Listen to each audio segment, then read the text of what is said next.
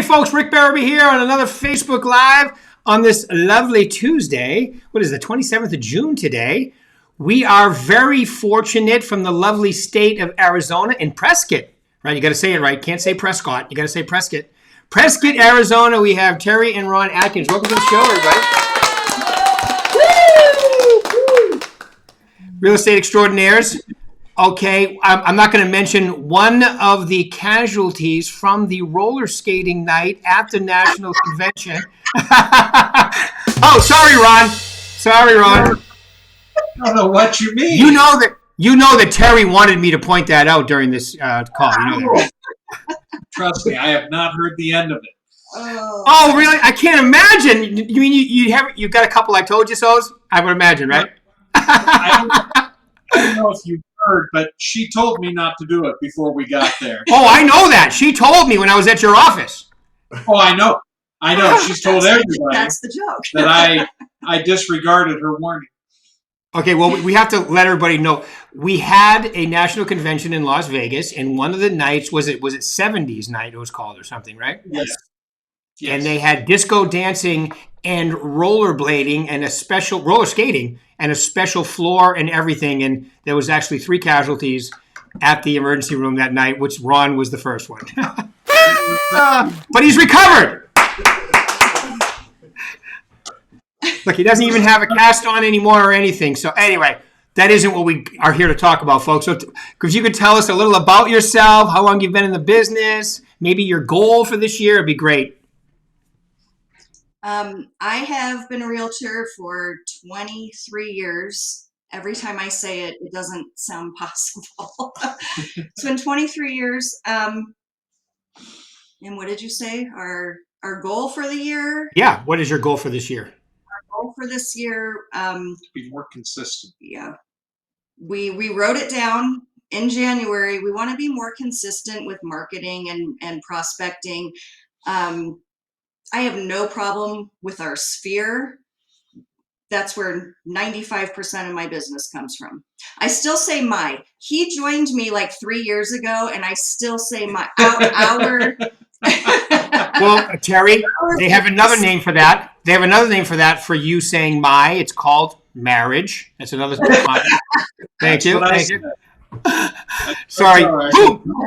I am not offended in the least bit. We're together. That's right. That's good. She takes extreme ownership, which I love. And that's the great thing about being a husband and wife team, because you both have a super vested interest in what's going on. So there's 2 of you minding the store at all times, which is great. Exactly. Yeah, we always have time, because if one person's busy, then the other one can jump in and get something else done, whether it's answering a phone call or being on an appointment or showing property, whichever. Right. And Terri, just so you know, I know that Ron is being more consistent because he's in my coaching, and I know that he's having numbers every time we talk. So great job, Ron. All right. So when you say consistency, well, you had a couple categories. One of them was marketing and so forth. So tell us about the things and what you guys are thinking about when you say being more consistent in those categories. We haven't in the past. I wasn't as consistent with, we've decided to do mailers, and then we have our farm area, which is the neighborhood we live in. And we've been a lot more consistent about getting out to doing the mailers and then following up, really watching expireds or canceleds in those areas. Before that, and we still do it, our sphere and our pop buys, we do all of that. We're great at that. And we get a lot of business from that. So I always said, well, what if we got more business from doing all this other stuff and trying to meet new people? So that's what I mean. Consistency with our marketing, prospecting. He's definitely been the door. I hate to say that. I won't door knock. He will do the door knocking, the open houses. That's all stuff that I was not being consistent about. But we want, and obviously a goal is, I think, average 18 deals a year. I would love to hit that 25 mark, would be nice. Okay. Yeah. And you know, talking to people is such a critical, and that's a main part of my coaching too, is, you know, you can't be a secret agent. You got to be talking to people. other than our brand, okay, I happen to have the shirt on today. Whoops, on this side. Your voice is an incredible part. Physically, the face-to-face contact that you have with people is by far the most effective. That's why the door-to-door is so effective. And Ron, I know that you're getting more and more comfortable doing that every day, aren't you? Oh, I've always been comfortable doing that. I've gotten more comfortable as far as we put packets together that has personal reviews. It's got stuff on the market. It's got a little magazine that we have that has all of our advertising and branding on it, and Berkshire Hathaway stuff. But yeah, it's just a matter of talking to people. And obviously, when you're knocking on doors, there's a law of averages involved. I mean, you're not going to talk to, if you go see 10 doors, chances are you're not going to talk to everybody. So It's just a matter of maximizing each and every one. And then also, like you're saying, you tell everybody that you're a realtor. I'm speaking of the arm, I'm at physical therapy. I was there this morning, and everyone in that physical therapy center, including the other patients, know I'm a realtor. Good for you. Good for you. You walk around passing out cards? I do it all. I tell stories. Some people, about the market, everything.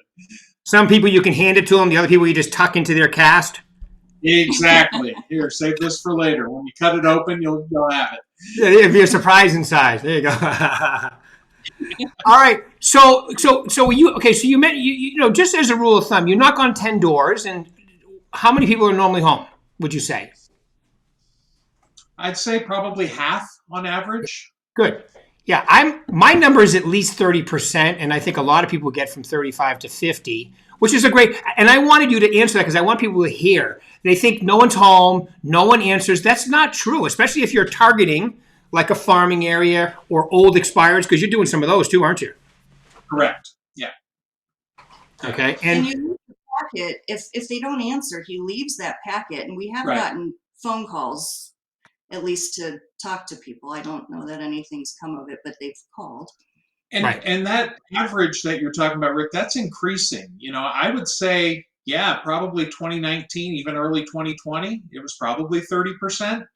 Yeah. But ever since, a lot more people work from home. And our area too, we're in an area that used to be a high retirement area.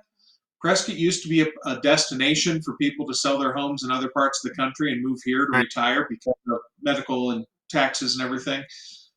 It is changing. We're getting a lot younger here and a lot more people. But, I'd say 50% now with people working from home and retired. So that's a pretty good average. Right.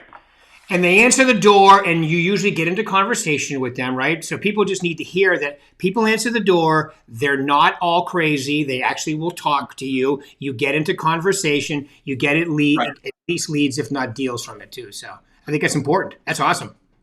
It's all about your attitude. If you answer the door or if they answer the door and you're tentative or unsure of yourself or a little bit awkward, then good point. They're going to be a little bit. They're going to match you. So. Yeah. You got to come in with a great attitude and positivity, and 9 times out of 10 they will match that. And I'm guessing that having an incredible hairdo is also helpful.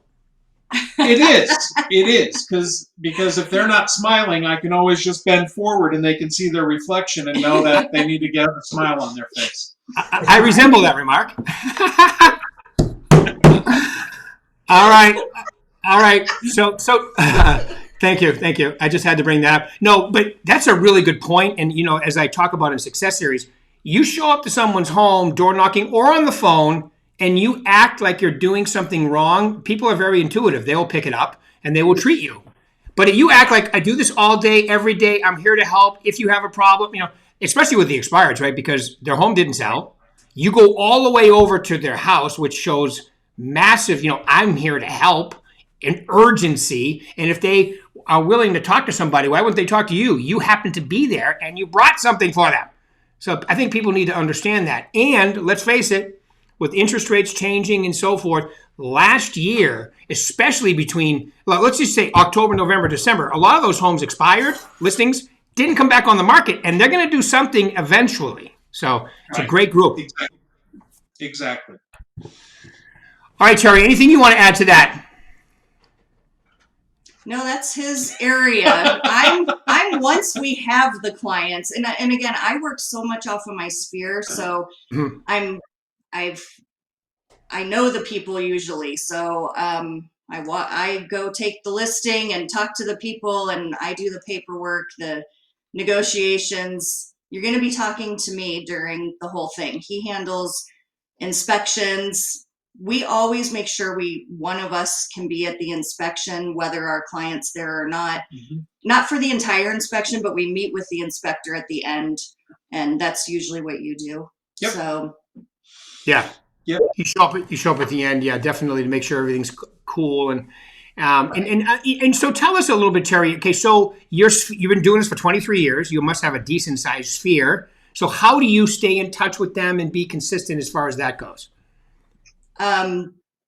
I well we I We's good. I've been on the Brian Buffini program for a very long time, so I was doing the pop buys. Now we do the pop buys, and then we do have a magazine that all past clients they get this magazine every other month, and it's not just real estate. Some of it's fun, like this month's was the pet edition, so people like that. It doesn't have to be all serious all the time. And then I call them and email them. It's just and again, this is a small town. For me, it's still a small town. I see most of these people all the time. Right. So Prescott's an interesting one because, like I said, it used to be primarily a retirement community. So you'd have a lot of people move here, and then when they got to a certain age, they'd either want to be closer to family or they're moving out of their home into another smaller place. So the sphere is constantly changing as far as who's actually in town. A lot of people move out of state when that time comes.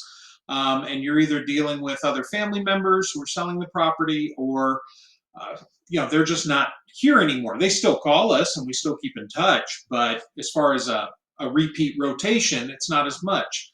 So we're constantly having to refill and regrow the sphere, but it continues to pay off. Yeah.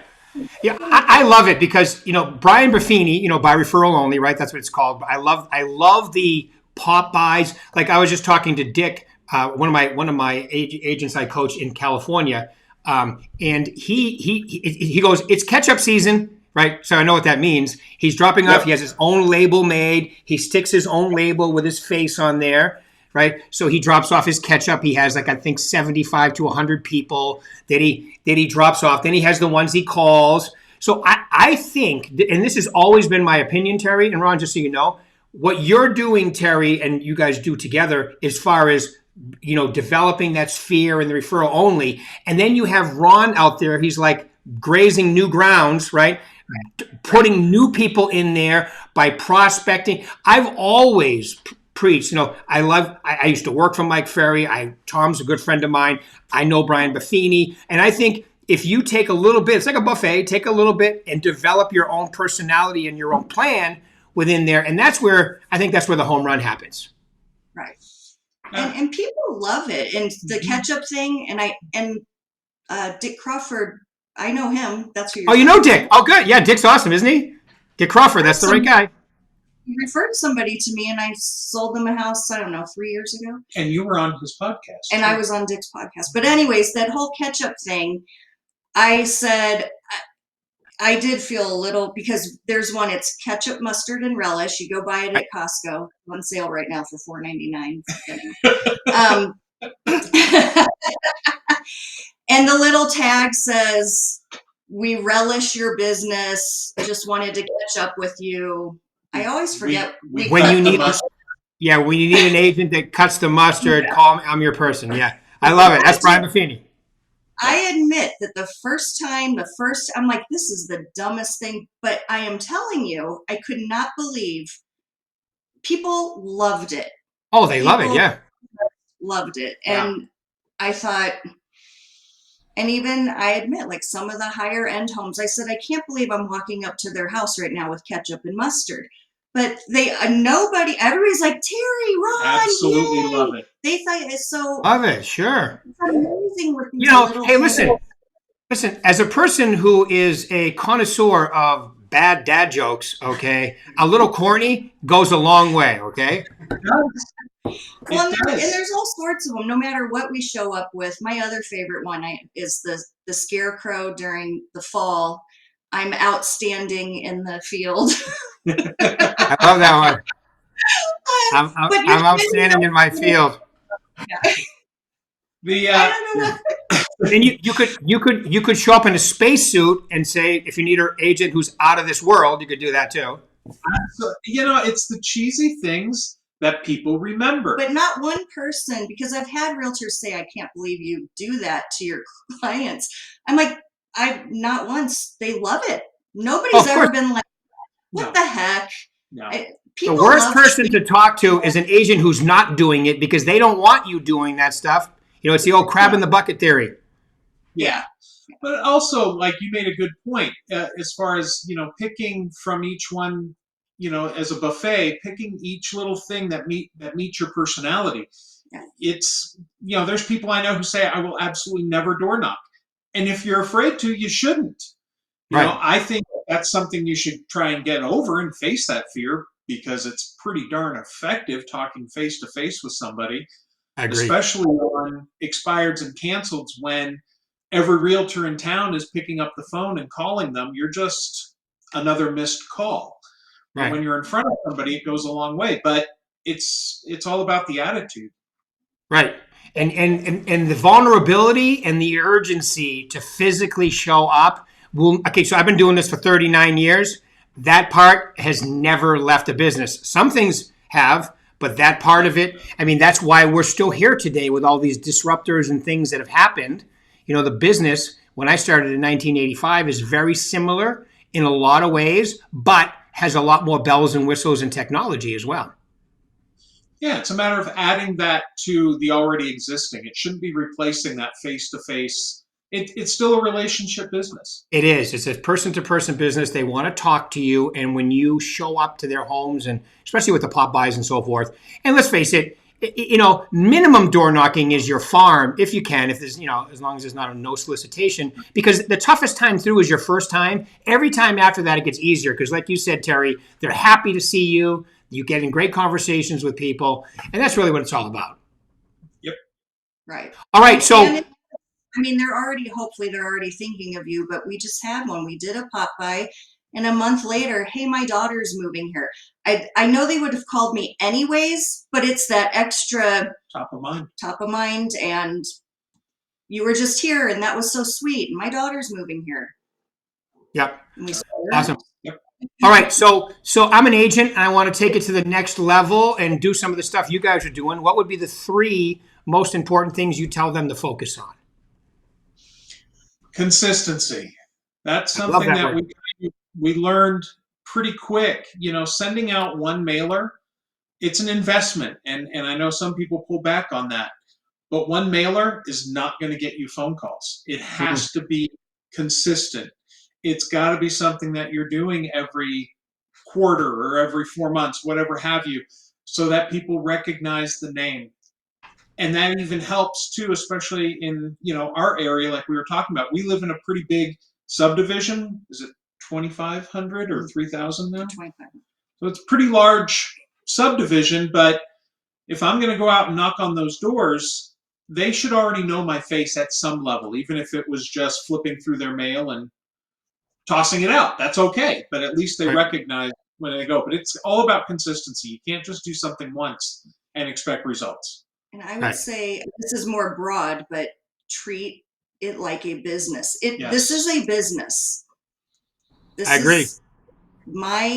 That's my attitude is, yes, this is my business, and it's a wonderful way to make a living. But if you think I'm going to go show houses, and because it's so fun to look at houses and people are great, it's a business still. So you can tell I'm the business end. Yes, I knew that right from the beginning. Yeah, no doubt. It's a good marriage. It's a good partnership. So you can't be exactly the same and be good at the same things. Otherwise, you'd be driving each other crazy. No, I'm kidding. Exactly. All right, give us one more. What about what's one you would both agree upon? So we've got, consistency. We've got, so what would be a third one, would you say? And consistency, keep it like a business, and what would be the third? Sorry. Kind of keeps. Work hard. It's not a part-time business. Not to be successful. I like that one. Show up every day, right? Hard work. You cannot do this part-time. If you watch AGT, they make it look real easy and like there's tons of vacations and, Did you say AGT? HGTV. If I did mess up. I thought, what's America's Got Talent got to do with this? It's hard. You've got to buckle down and work. That's funny. Time job. Yeah. No, I call them the non-reality shows. Yeah. Yes. Yes. Those are all People scripted. ask me, do you watch them? No, I don't. Why would I waste my time? Yeah, I don't have time. They are still scripted, no matter what you think. Oh, yeah. Well, in one of our California offices, what's the one? Flip or Flop, when it's the husband and wife that used to be married. And now that, we would hire people from that office because when they were filming the show, they basically would take over that office and film the same thing 7 or 8 times in a row. And I'm like, that's not a reality show. That's a non-reality show staged as a reality show. Exactly. They're still scripted. I mean, yeah, it always cracks me up. And this is any TV show. It's like they're just walking into a building and saying hi to somebody, and yet the camera's already inside the building to show them walking through the front door. Like, yeah, there was no prep at all. That guy just snuck in and then whipped out his camera at the last minute. Like, no, it is planned. It is scripted. It's hard work what we do, but it is very rewarding, both, emotionally and it can be financially, but it's hard work. Yeah.